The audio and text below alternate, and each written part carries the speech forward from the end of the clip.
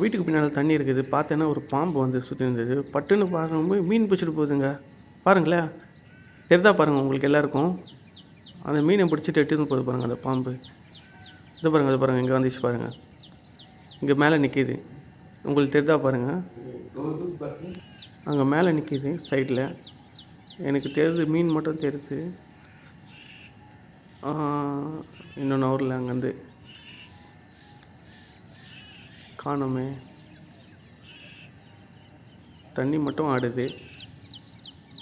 இது பாருங்கள், இது பாருங்கள், வந்துச்சு பாருங்கள். உள்ளே போய் பாருங்கள் தண்ணிக்குள்ளே. இன்னொரு பாம்பு இந்த பக்கம் இருக்குது.